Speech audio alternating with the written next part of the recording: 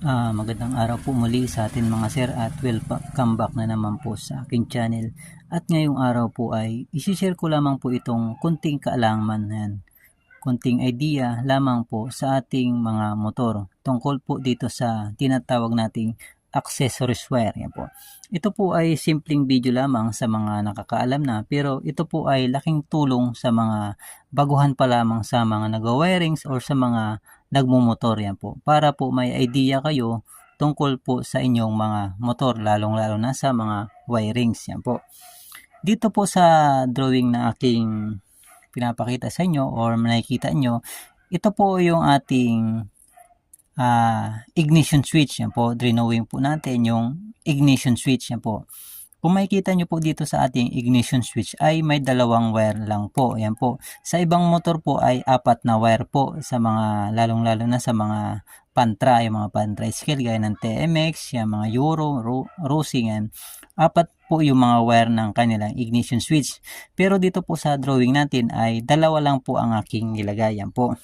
At mapapansin nyo po yung stock wirings po ng ating ignition switch. Syempre meron po tayong battery kung saan nanggagaling yung supply natin. Yan po.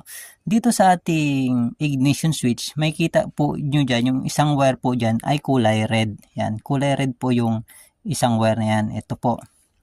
Yung kulay red na yan, direkta yan sa ating positive ng ating battery. Yan, 12 volts yung ating battery sa mga motor. Yan po. Yung red na yan ay may fuse po yan, dumaan sa fuse natin.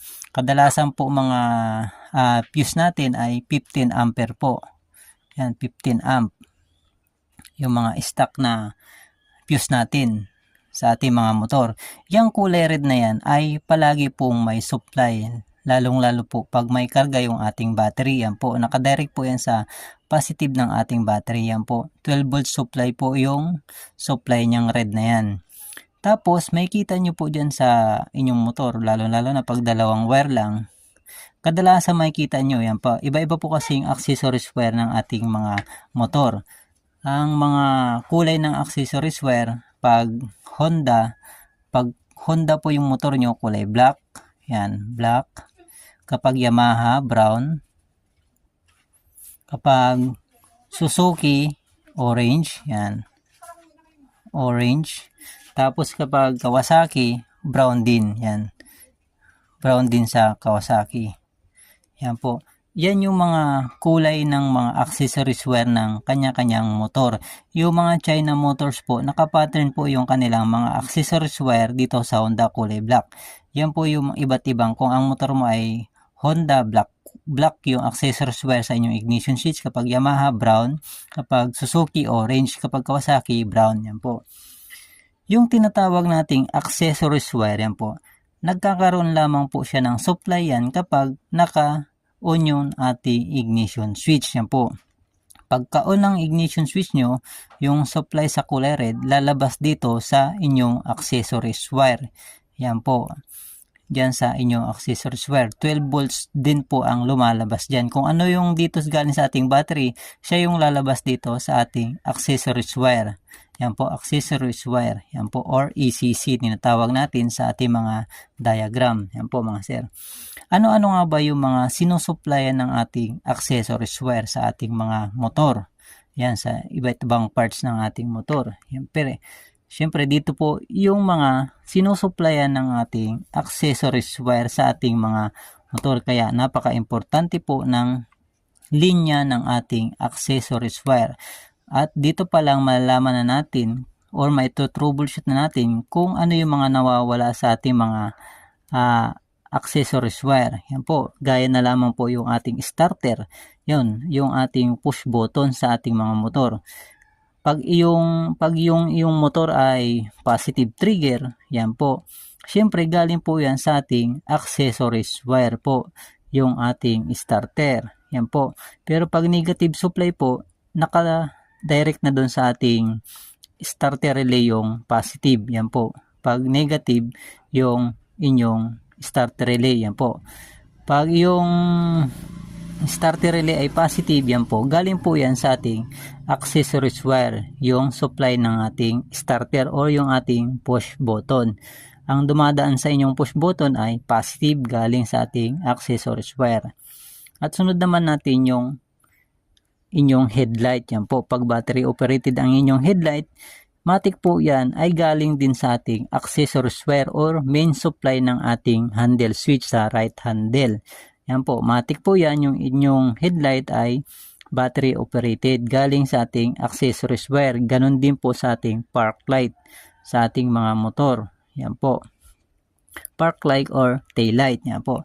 Siyempre, sunod naman po natin yung ating brake light. Yung ating brake light, kumukuha rin siya ng supply yan dito sa ating accessories wire. Yan. Yung ating brake light sa foot brake or sa ating handbrake. Yan po. Galing po yan sa ating accessories wire. Sunod naman natin yung ating mga busina. Yan po, kapag positive trigger ang iyong busina gaya ng Honda, yan po, yung supply ng busina natin ay galing sa ating accessories wire. Kapag negative trigger naman yung ang inyong busina, yung isang wire dun sa inyong busina ay positive po yun. Tapos ang dumadaan sa inyong busina, yung horn switch ay negative kapag negative trigger po. Pero pag positive trigger naman, yung supply ng yung busina or yung trigger horn nyo ay galing sa ating accessories wire. Yan po. Tapos yung flasher relay nyo para sa ating mga signal light, yan po. Lahat ng ating flasher relay sa ating mga motor, ang supply niyan ay galing sa ating accessories wire, sa ating ignition switch. Yan po. Tapos yung flasher relay, yung isang wire ng ating flasher relay, papunta na yon sa ating signal light switch. Yan po. Kaya ang inyong flasher relay ay positive po yan. Galing po sa ating ignition switch sa tinatawag nating accessories wire. Tapos yung ilaw sa ating mga dashboard, yan po pag mga digital, yan. Pag on pa lang na ating ignition switch, umiilaw na yung ating dashboard, galing pa rin po yan sa ating mga ignition switch or tinatawag natin accessories wire. Tapos yung ating mga gear indicator, yan po, sa ating mga gear indicator, makikita nyo yung 1, 2, 3, 4, 5 sa mga motor nyo. Yung supply po niyang ating gear indicator ay galing din po yan sa ating accessories wire. Makikita nyo dyan sa mga sakit, meron po yung mga accessories wire sa inyong mga motor. Pero yung gear indicator nyo, yung 1, 2, 3, 4, 5 na yung gear sensor nyo, negative po yan. Negative yung 1, 2, 3, 4. Pero yung ating ilaw sa ating 1, 2, 3, 4, 5, galing po yan sa ating accessories wire sa ating mga motor. Kumbaga yung gear sensor niya, negative po yan dito sa may malapit sa ating mga makina. Pero yung supply ng ilaw niya ay galing din po yan sa ating mga accessories wire. Yan po. Tapos yung ating mga fuel indicator, lalong-lalong sa mga scooter type, yan po, may mga fuel indicator po yan, mga yan. Galing po yung ating supply din yan sa accessories wire. May kita nyo sa ilalim ng inyong mga dashboard, may negative supply po yon at mayroon ding accessories wire na supply. Yan po mga sir. Tapos yung mga additional sa ating mga motor, lalong-lalong sa mga scooter ba rin, ay may mga built-in na charger. Yan po, may mga built-in na charger. Galing pa rin po yan sa ating accessories wire. Yan po. Kaya po tayo makakapag-charge dahil nakonekta po yan sa ating accessories wire. 12 volts supply din po yung ating mga charger. At saka yung mga additional sa ating mga motor, pag nagpapalagay tayo ng mga ibang accessories wire, galing ng mga voltmeter, yan po. Yung mga voltmeter na yan, kinukonek pa rin po natin yan dito sa accessories wire ng ating ignition switch para kapag yung ating voltmeter, gagana lamang siya kapag naka-on yung ating ignition switch kasi yung accessories wire natin, gumagana lamang yan kapag naka-on yung ating ignition switch para hindi po laging nakabukas kapag dinadirect natin dito sa ating positive ng ating battery. Kaya dito tayo lang lalagay sa ating mga accessories wire para gagana lang siya kapag naka-on yung ating ignition switch, lalong-lalo na yung mga voltmeter na yan. Tapos sunod pa yung ating mga mini driving light kapag nagpapa-install tayo ng mga accessories gaya ng mga mini driving light. Yung supply niyang mini driving light natin, lalong-lalo na yung mga switch natin, yung trigger ng ating mini driving light, galing yan sa ating mga accessories wire. Hindi naman po pwede na galing dito sa ating direct dito sa positive ng ating battery kasi lagi siya naka-on yan. Kaya po, pag nag-install tayo ng mini driving light, ililagay natin dito sa ating mga accessories wire para kapag nagbukas ka, gagana lamang yan kapag nakabukas yung ating ignition switch. Yan po. Yan po ang ating tatandaan palagi kapag nag-i-install tayo ng mini driving light. Kukuha tayo ng supply ng ating switch sa accessories wire. At saka syempre, etc. lalong-lalo na yung mga nagpapa-install ng mga ilaw-ilaw sa ating mga motor, sa mga sidecar o kung ano pa yan.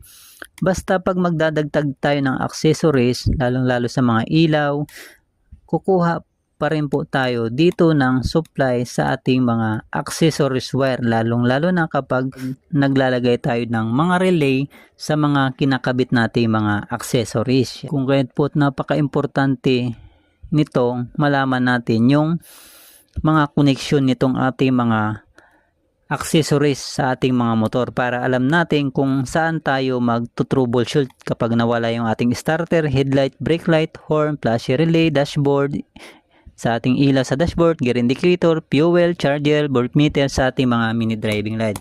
Yan po, mahalaga po ito na malaman natin. Sir, sana po ay maliwanag sa inyo sa tungkol po dito sa ating accessories wire sa ating mga motor. Ito lamang po mga sir at maraming salamat sa inyong panunod and God bless po.